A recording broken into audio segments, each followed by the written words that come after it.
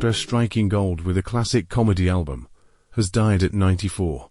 Jerry Digney, Newhart's publicist, says the actor died Thursday in Los Angeles after a series of short illnesses. Newhart, best remembered now, the star of two hit television shows of the 1970s and 1980s that bore his name, launched his career as a stand-up comic in the late 1950s. He gained nationwide fame when his routine was captured on vinyl 1960 as The Button-Down Mind of Bob Newhart, which went on to win a Grammy Award as Album of the Year. While other comedians of the time, including Lenny Bruce, Mort Sahl, Alan King, and Mike Nichols and Elaine May, frequently got laughs with their aggressive attacks on modern Maoris, Newhart was an anomaly. His outlook was modern, but he rarely raised his voice above a hesitant, almost stammering delivery. His only prop was a telephone, used to pretend to hold a conversation with someone on the other end of the line.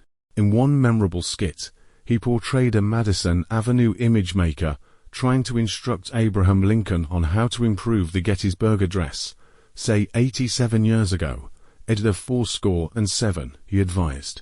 Another favorite was merchandising the Wright brothers, in which he tried to persuade the aviation pioneers to start an airline, although he acknowledged the distance of their maiden flight could limit them. Newhart was initially wary of signing on to a weekly TV series, fearing it would overexpose his material. Nevertheless, he accepted an attractive offer from NBC, and The Bob Newhart Show premiered on October 11, 1961. Despite Emmy and Peabody Awards, the half-hour variety show was cancelled after one season, a source for jokes by Newhart for decades after. He waited 10 years before undertaking another Bob Newhart Show, 1972. This one was a situation comedy, with Newhart playing a Chicago psychologist living in a penthouse with his schoolteacher wife, Susan Pleshette. Their neighbors and his patients, notably Bill Daly as an airline navigator, were a wacky, neurotic bunch who provided an ideal counterpoint to Newhart's deadpan commentary. Celebrities have been paying tribute to the late legendary comedian Bob Newhart following his recent death at the age of 94. His final acting role was on The Big Bang Theory and Young Sheldon, where he played Professor Proton. Following the news of his death, cast members from his shows have paid tribute to Newhart. Actor Mayim Bialik from The Big Bang Theory said, "It was an absolute dream come true," when talking about her experience working with Newhart. Bob's Professor Proton was inspiring to Sheldon, and his career as an actor was inspiring to me. He was loved, and will be missed, said Ian Armitage from Young Sheldon. Kaylee Cuoco and the actor on her Instagram story, writing, "What a dream to witness the genius that was Bob Newhart." Kunal Nayyar, who played Rayesh on The Big Bang Theory, posted a tribute on his Instagram story, writing, "Professor Proton. Our dearest Bob Newhart, RIP, miss you forever." Jamie Lee Curtis posted a photo of Newhart next to an Emmy statuette on social media, captioning the post, "God. He was funny." Star Wars legend Mark Hamill said Newhart gave us a lifetime of laughter and was truly one of a kind. The series, one of the most acclaimed of the 1970s, ran through 1978. 4 years later, the comedian launched another show, simply called Newhart. This time, he was a successful New York writer who decides to reopen a long-closed Vermont inn. Again, Newhart was the calm, reasonable man surrounded by a group of eccentric locals. Again, the show was a huge hit, lasting 8 seasons on CBS. Waking up in bed with Pleshette, cringing as he tells her about the strange dream he had. "I was an innkeeper in this crazy little town in Vermont. The handyman kept missing the point of things, and then there were these 3 woodsmen, but only one of them talked." The stunt parodied a Dallas episode where a key character was killed off, then revived when the death was revealed to have been in a dream. Two later series were comparative duds, Bob, in 1992-93, and George and Leo, 1997-98, though nominated several times. He never won an Emmy for his sitcom work. I guess they think I'm not acting. That it's just Bob being Bob, he sighed. His only Emmy came for a guest role on The Big Bang Theory. Over the years, Newhart also appeared in several movies, usually in comedic roles. Among them, Catch-22, In and Out, Legally Blonde 2 and Elf, as the diminutive dad of adopted full-size son Will Ferrell. More recent work included Horrible Bosses and the TV series The Librarians and Young Sheldon. Newhart married Virginia Quinn, known to friends as Ginny, in 1964, and remained with her until her death in 2023. They had 4 children: Robert, Timothy, Jennifer and Courtney.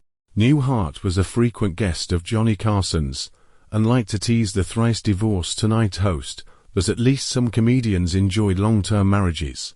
He was especially close with fellow comedian and family man Don Rickles, whose raucous insult humor clashed memorably with Newhart's droll understatement. "We're apples and oranges. I'm a Jew. He's a Catholic. He's low-key. I'm a yeller," Rickles told Variety in 2012. A decade later, Judd Apatow would pay tribute to their friendship and his short documentary Bob and Don, A Love Story. A master of the gently sarcastic remark, Newhart got into comedy, but he became bored with his $5 an hour accounting job in Chicago. To pass the time, he and a friend, Ed Gallagher, began making funny phone calls to each other. Eventually, they decided to record them as comedy routines and sell them to radio stations. Their efforts failed, but the records came to the attention of Warner Brothers, which signed Newhart to a record contract and booked him into a Houston club in February 1960. A terrified 30-year-old man walked out on the stage and played his first nightclub. He recorded in 2003. 6 of his routines were recorded during his 2-week date, and the album, The Button-Down Mind of Bob Newhart, was released on April Fool's Day 1960.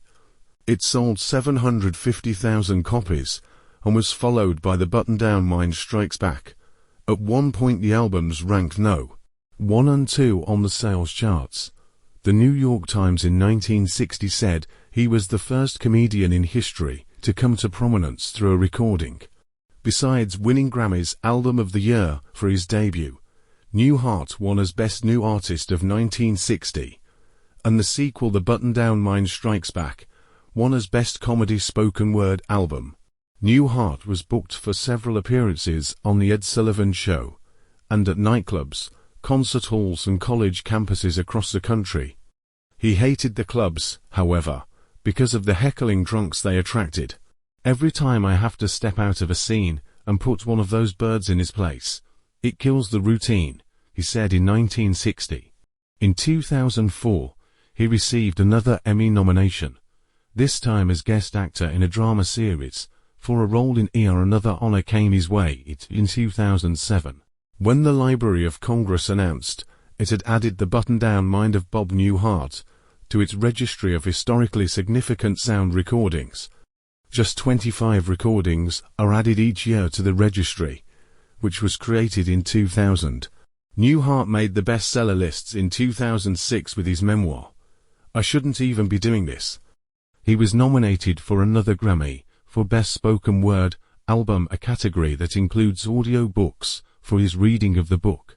"I've always likened what I do to the man who is convinced that he is the last sane man on earth, the Paul Revere of psychotics running through the town and yelling this is crazy.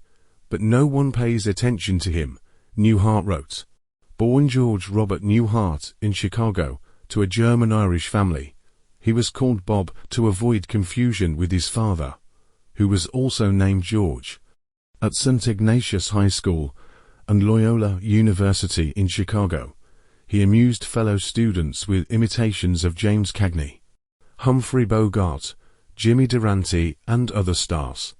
After receiving a degree in commerce, Newhart served 2 years in the Army. Returning to Chicago after his military service, he entered law school at Loyola, but flunked out. He eventually landed a job, an accountant for the state unemployment department. Bored with the work, He spent his free hours acting at a stock company in suburban Oak Park, an experience that led to the phone bits. I wasn't part of some comic cabal, Newhart wrote in his memoir. Mike Nichols and Elaine May, Shelley Berman, Lenny Bruce, Johnny Winters, Mort Sahl, we didn't all get together and say, let's change comedy and slow it down. It was just our way of finding humor.